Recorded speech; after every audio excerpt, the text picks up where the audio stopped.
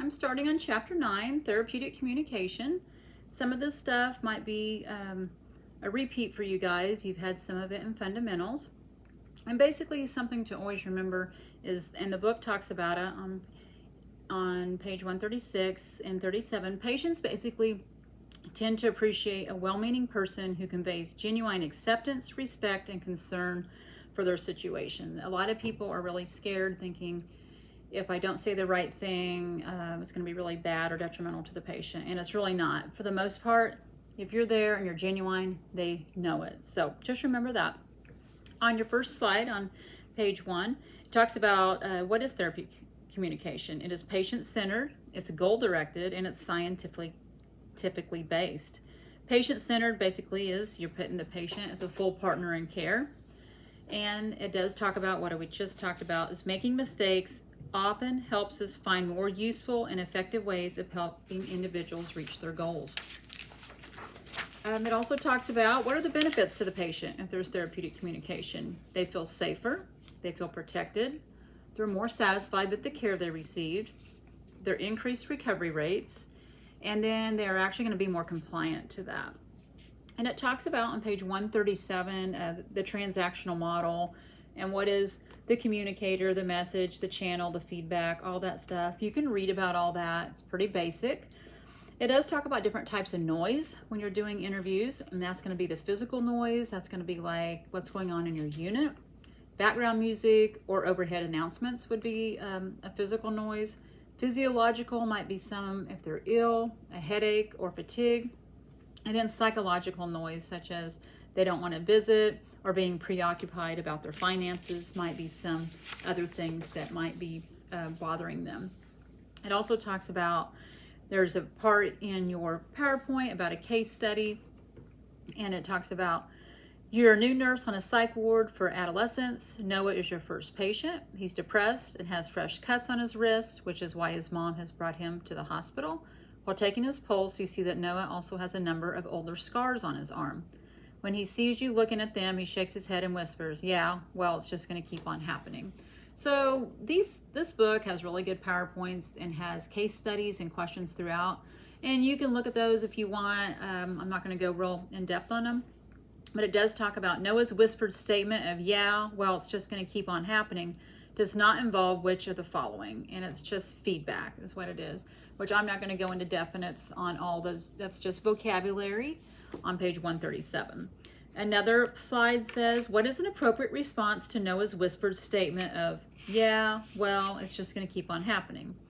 And the right response there would be, tell Noah you're willing to listen if he wants to talk about this. So always keep yourself available and ready to listen to the patient at all times. PEPWOW, Ms. Smith talked about that last week when it talked about theories. She was very big on interpersonal theory, and that is communicating between people. Big things that guide the principles in that is clarity. You want to make sure the message is clear. Continuity, that everything, there's connections among the ideas. And then it also talks about on page 138 and 39 factors that affect communication. Personal factors. Are this a person depressed? What's their cognition level? What's their language? Do they have a culture barrier? Environmental factors. What is the setting? Is that comfortable for them? Relationship factors. Level of equality. Don't treat your patient as your buddy. And that's a big thing in mental health. And you guys also, because these patients might be your age. I mean, we get people all different ages. So big thing is just don't treat them as your buddy, okay? It just blurs the boundaries, which we're going to talk about too. So there's a good picture on page 138 about transactional model of communication and what's going on, the physical noise, the physiological, and just really good to look at. The good verbal communication model there. So when you talk about verbal communication, what is that? It's everything that we speak, everything we say. What helps us forms our communication would be our beliefs and values, our perceptions, makes a difference of how we communicate with people. There are some people that are very quiet and it's kind of hard for them to communicate. How you communicate can convey your interest and understanding. Insult or judgment clear or conflicting messages, or honest or distorted feelings. And all this is on page 139 when it talks about verbal and nonverbal communication. And you can follow along right here with your PowerPoint. Nonverbal is, you got to be really careful, is your tone of voice. It makes a big difference. Do you emphasize certain words? What's your physical appearance? Your facial expressions. The book goes in to talk about the eyes being and the mouth seem to hold the biggest clues onto how people are feeling through emotional decoding. And that's true. Body posture, hand gestures, the amount of eye contact, all those things make a big, big difference on nonverbal. It's not what you say, but how you say it. I'm sure you've heard that before. Communication, the old textbook would say it is 90% nonverbal and 10% verbal. Let me repeat that. 90% nonverbal, 10% verbal. So it really makes you step back and take a look at what am I displaying that I don't really know I'm displaying. So it's a good chart on page 139 on nonverbal behaviors, table 9.1 to take a look at. On the case study in your PowerPoint, as you prepare for the initial interview with 15-year-old Noah, you learn that he has a history of cutting himself. His parents have separated and are getting a divorce. His father has left and Noah is living with his mother. Noah has been smoking for about 1.5 years, and his mom suspects he has come home smelling of marijuana twice now. All 3 behaviors were ongoing before the father left. And a question on your PowerPoint is, which behavior from Noah would be considered a double-bind message? And the answer to that is C. He sneers at you and almost purrs as he says, "Oh yeah, I'll tell you anything you want to know. Of course I will." And in your book, there's a good example of a double-bind message on page 140 in your vignettes. Your vignettes are wonderful things to learn from, so I would definitely take a look at that as you are reading. It's going to go talk about communication skills for nurses on page 140. There's different types of therapeutic communication techniques. And this is really good for you to, this is the meat and potatoes of this chapter. So silence, it talks about what does silence display? It displays a lot of different things. Silence is not the absence of communication, but a specific channel for transmitting and receiving messages. Therefore, the nurse learns to appreciate that silence is a significant means of influencing and being influenced by others. We all know, the book talks about it too, icy silence is not healthy. It's only worthwhile as long as it is serving some function and not frightening. You've always heard people say the silent treatment. That's not good. If the nurse waits to speak and allows the patient to break the silence, the patient may share thoughts and feelings that would have been withheld otherwise. And we're all, at least the majority of people, are uncomfortable with silence. We have to always feel that, and I'm one of them. So I have to really slow myself down and just take some time and give the patient some time. The book talks about they're on different medicines. There's a lot of medicines that slow them down. Their mental process gets slowed down, so it might take them a little extra time to actually answer. So it goes on to talk about active listening. What is active listening? That is when people give you their undivided attention. Sometimes you're sitting there thinking that people are listening very close, but they're doing 100 things. And I think as parents, sometimes we're probably guilty of that because we have so many chores and we're very focused on getting these chores done that maybe we act like we're listening, but we're not. So we want to make sure we do active listening with our patients and give them undivided attention. And then it also talks about clarifying techniques, which you really need to take a look at these. And what are they? I would have you look at page 141, and there's great examples of these. Like when you paraphrase stuff, what are you doing? You're basically restating what they said in fewer words. And then it talks about restating. It differs from paraphrasing in that it involves repeating the exact same keywords the patient has just spoken. So a lot of this is just definitions. This isn't just, a lot of this is just being familiar and knowing what is an example of restating, what's an example of reflection. Could you be able to pick that out? So obviously reading and taking a look at the samples will help you.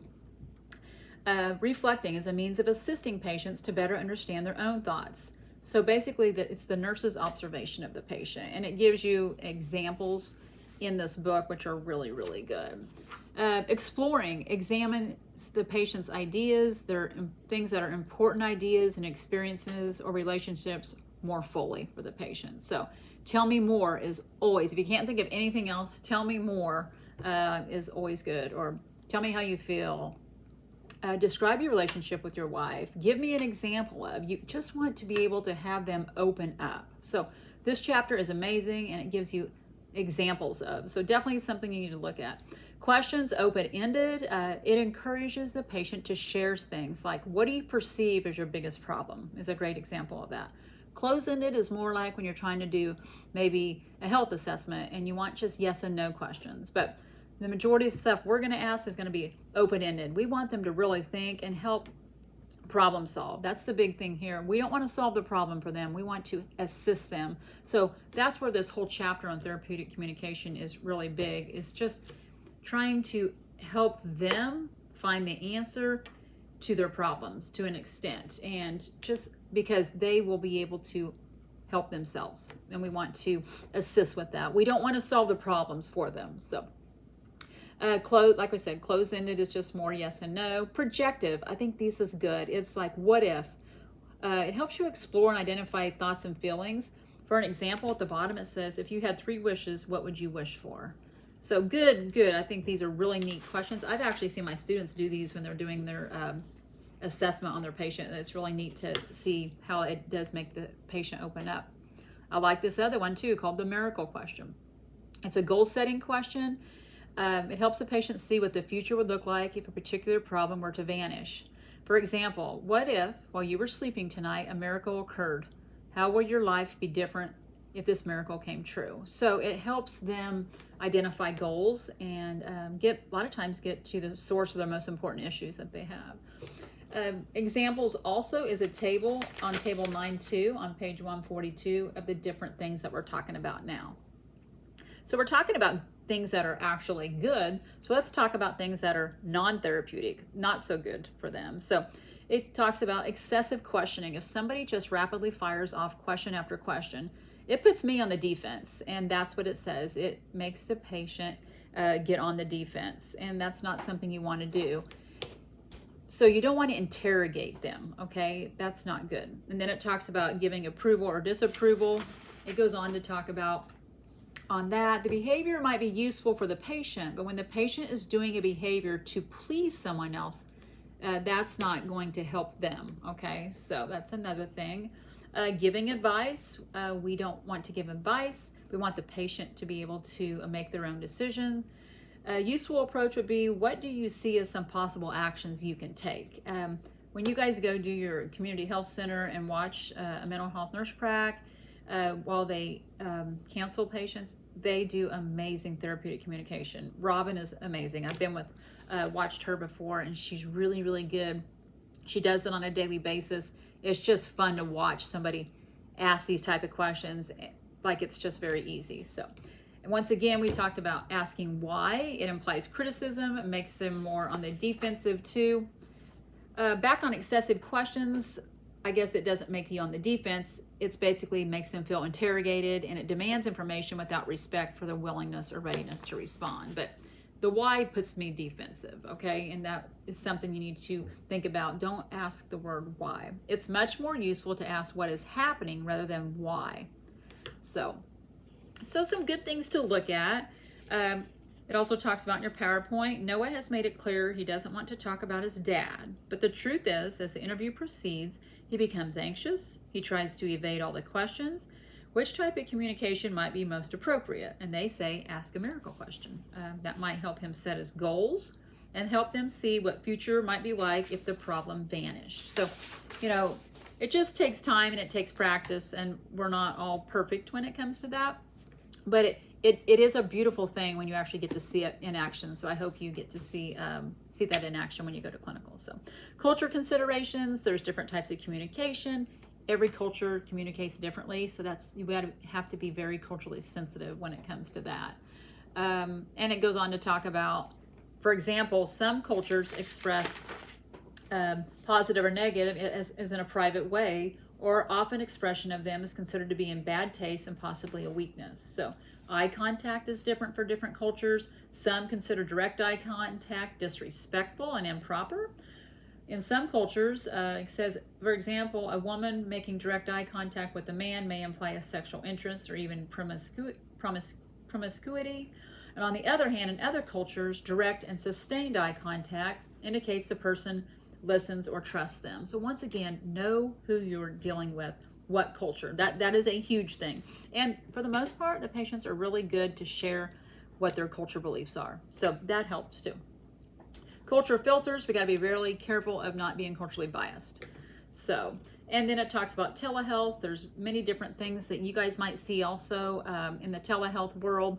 Mental health has a lot of telehealth because trying to find mental health professionals few and far between nowadays. Mobile applications, there are many different mobile applications they can use. There's apps for things for suicide safe, no bullying, talk, they hear you. You can see this on page 147 as you're reading. There's just a lot of different apps out there also. It does go on to talk about the clinical interview, which is a big part that we need to take a look at, that we're going to ask you guys. I know you guys went over it in the clinical packet about, and you'll be doing this in clinical. Pace. Who sets the pace when you actually interview a patient? The patient. The patient sets the pace. Therefore, it is critical to any kind of counseling to permit the patient to set the pace. Setting, you want a setting that makes them feel secure. If they need to go to the bathroom, have them go to the bathroom. If they're cold, make them warm, and so on. You want to make it as therapeutic of a setting as you possibly can. Seating, it talks about the nurse should be in the same vertical space or height as the patient that is standing or sitting. So whatever the patient does, we should be equal to that. Face-to-face with a table in between, or face-to-face without a table in between is okay also. The patient should not be positioned between the nurse and the door. In cases where behavior escalation occurs, it may be necessary to exit the room. So always make sure the patient is here, the nurse is here, the door is here. Never be over here in the patient, because too many times, one thing I always tell my students is that human behavior is unpredictable. They may be completely nice, but they can turn just like that. So always position yourself to be able to get out, okay? That's a safety thing in mental health. There's a lot of people that have been injured, and some have possibly have died by not being able to have that exit. So I'm not trying to scare you, I'm just trying to keep you safe at all times. So that's a big thing also. Introductions occur during the orientation phase. There are different phases of the relationship, and we'll talk about that of the interview. And it talks about different things, open-ended questions you can start it with, such as where should we start? What are some of the stresses you've been having? And what are your coping mechanisms? Things to avoid, do's and don'ts of communication during the counseling session. And it talks about that on page 148. Arguing, and there's a great chart here. Minimizing or challenging them. Don't do that. Don't give false reassurance. Don't interpret or speculate. Don't probe into those sensitive areas they don't want to talk about. And there's many times when you guys do the interview, they get quiet and they don't talk. It's completely fine. Don't probe. If they want to talk, you can listen. But and that happens a lot. So don't try to sell the patient on accepting treatment. Don't join in on attacks that patients launch on others, whether that be the other patients, or a lot of times they'll pit the staff against each other. Try to. So that's a big thing they will try to do also. And it talks about on page 148, that chart, all the things that you shouldn't do, and then what you should do. So, and then it talks about behaviors that support counseling attending behaviors, such as kinesic communication, different types of nonverbal, like body movements, facial expressions. And then it goes on to talk about too, during conversation or counseling with patients, it is wise to do a self-check on your body language. So this means closed, and that's very easy. We don't even know we're doing it. So you have to really almost do a self-check before you go in to do that. Vocal quality, look at the tone, look at the voice volume, the pitch, the rate, and the fluencies. Like you see a great example on page 148. It says, I will see you tonight. I will see you tonight. I will see you tonight. I will see you tonight. Every one of those meant something different on what they actually accented as they do that. So good thing to look at. And then it goes on to talk about proxemics. You heard this when you were in fundamentals. I remember talking about it. Like even as nurses, we get into these close zones with patients, such as putting a catheter in. You're going to be close, other things. So like there's intimate distance, which is in so many inches, personal distance, social distance, public distance. Just make sure they're comfortable with whatever distance, okay? You don't need to be real close if you're just visiting. So, and then it goes on to talk about too, in general, when working with patients, you will want to maintain a distance that is equal to personal or social. And it talks about that in the book too. And then we go on to talk about clinical supervision and debriefing. In clinical supervision, the focus is on your skills within the context of the nurse-patient relationship. And we talked about that earlier.